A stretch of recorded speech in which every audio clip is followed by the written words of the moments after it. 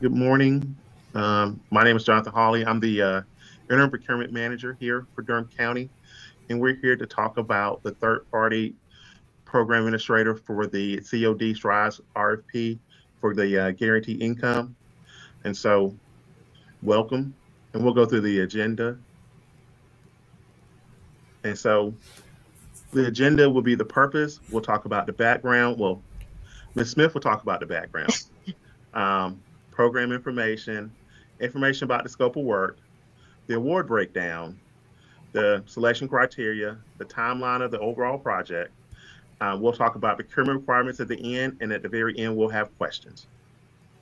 And so now we'll turn it over to Ms. Smith so she can go over the purpose. Thank you so much, Jonathan. Yes, I'm Samantha Smith.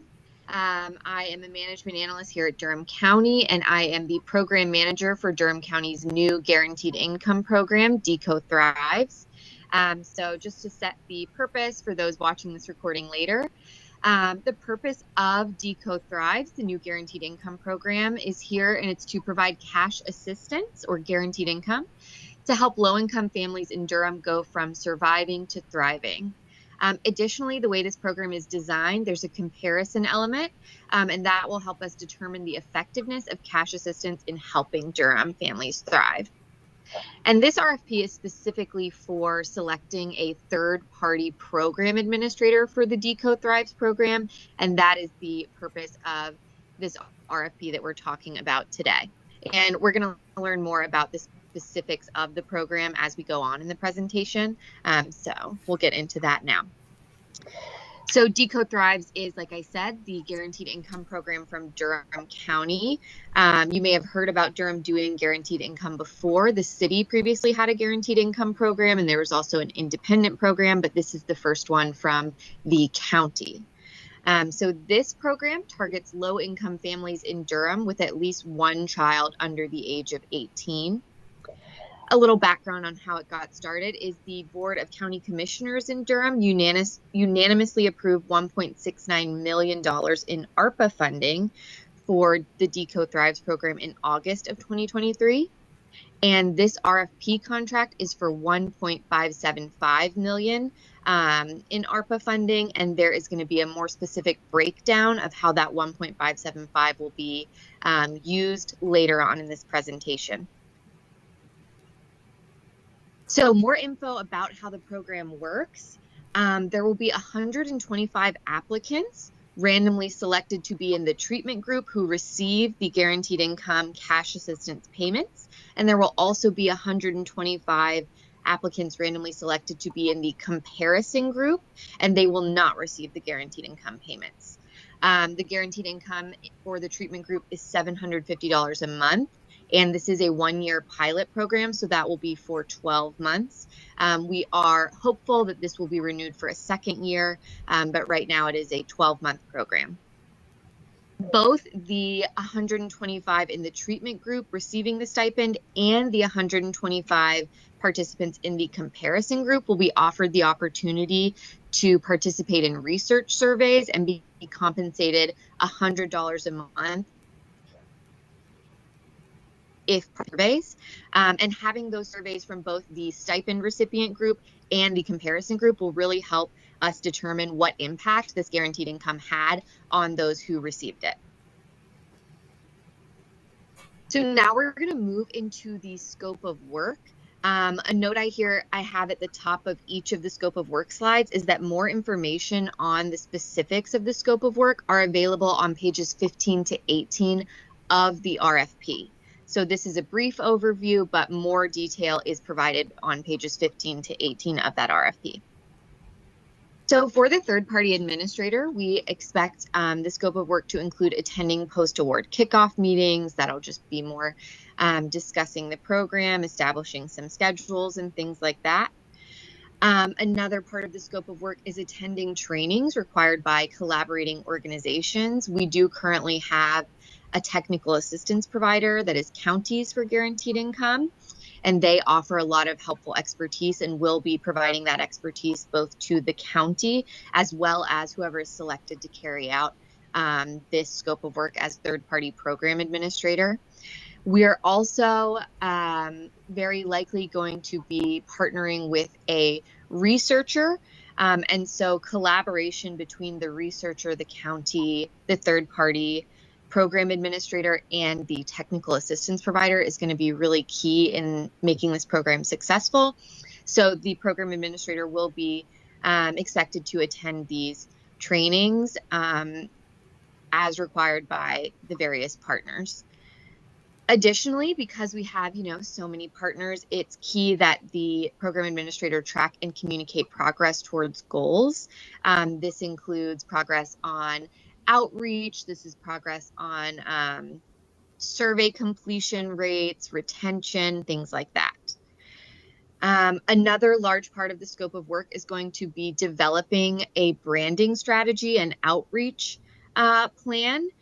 We are hoping to really see details in the proposals that talk about how you will target outreach to low-income families. So things like doing outreach at Durham's universal pre-K sites, doing outreach at maybe the public school system, things like that. We are going to be looking for information like that as we evaluate these RFPs. Moving on to the second part. Another part of the scope of work is administering the application and onboarding participants. The county and the research institution will be providing the application to the third-party administrator, but then it will be up to them to host this application online, as well as provide accommodations to those who may have barriers to completing it online, including hosting some in-person application completion events. Onboarding is going to be another one of the big early responsibilities of the program administrator, making sure the participants are fully, enrolled in the program, have reduced barriers to providing their proof of eligibility and things like that. Next, the program administrator will be required to apply eligibility criteria that is provided by the county and select participants. So this is essentially screening the participants based on eligibility criteria the county will provide, and then using a randomized control trial protocol to randomly select the control and treatment, the comparison and treatment groups. Additionally, and there's more information about this in the RFP, the third-party program administrator will be required to provide benefits counseling. That is very important to us because additional income can impact participants' benefits, and we really want participants to be fully informed going into this program about how their benefits could be impacted. And I want to note that in the RFP, it does say that an experienced benefits counselor should be providing this, and that is something that the third-party administrator is able to get a subcontractor in order to complete. That was what happened previously with the City of Durham's guaranteed income program, and so that is an option if your organization does not currently have experience in providing benefits counseling. Right. Next, collecting qualitative and quantitative data will be required of the program administrator and reporting that data in an anonymized fashion to the county. This essentially relates to demographic data on who applied for the program, who ultimately has enrolled in the program, and then most importantly on an ongoing basis, the survey results of the program and the program participants in both the treatment and comparison groups.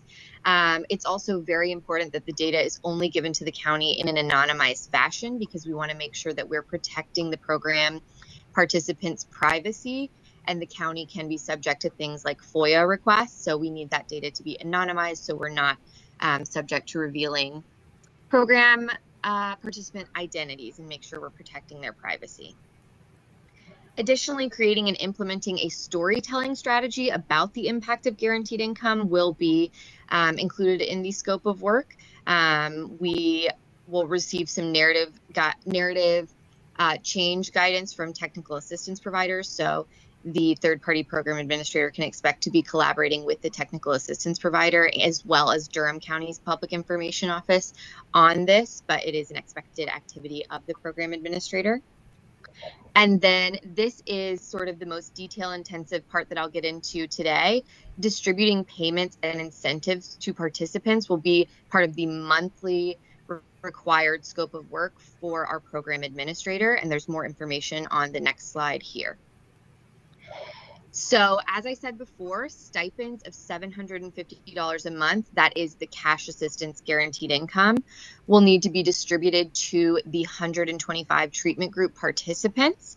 And there are various avenues that the third-party program administrator can select to do that.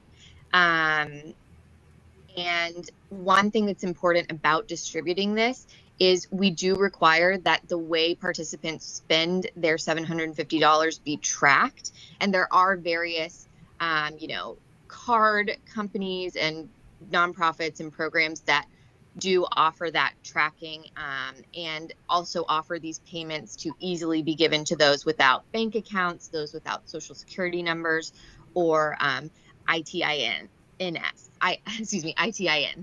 And so it's the responsibility of the third party program administrator to come up with a plan and implement it on how they're going to distribute these payments to participants regardless of whether they have social security numbers, bank accounts, etc., and then also make sure that that is tracked.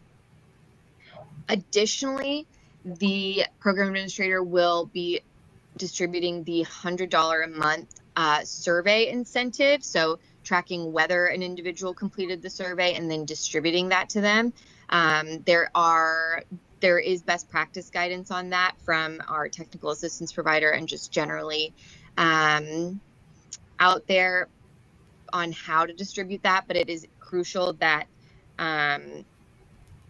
that the survey incentive and the cash assistance, $750 a month, are noted as different parts. The $750 a month has no strings attached, whereas there is a string attached to the $100 a month. It is completing a survey or research participation. All right, and we're winding down the scope of work.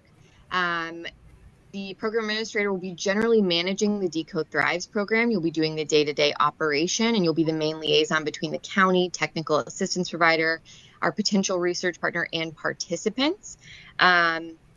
It's really important that the program administrator have relationships with the participants because you'll be who they're going to for troubleshooting, for questions. You'll be helping them figure out their benefits, how their benefits will be impacted, and then troubleshooting anything that comes up along the way. If the card they received their technical or their cash assistance on isn't working, you'll be the troubleshooter and things like that.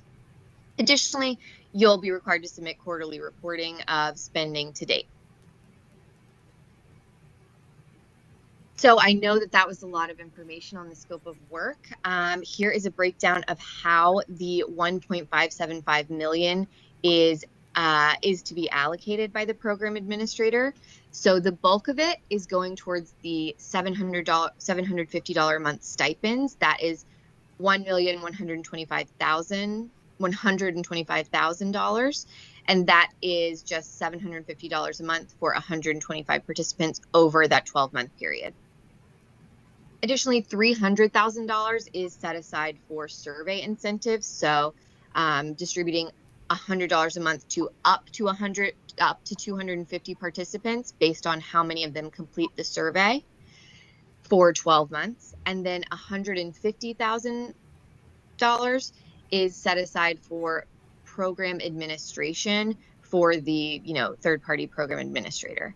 And we at the county acknowledge that this is a large scope of work, and we welcome if you don't feel that the $150,000 is appropriate for program administration or is sufficient, you are able to propose additional funding and propose how it would be used to execute the scope of work. And it's noted in the RFP as well. There is no guarantee of additional funding. That will come into play as we evaluate the proposals and then move into the contract stage, what the final award amount will be. So our evaluation criteria are here. The criteria are experience providing this type of service, demonstrate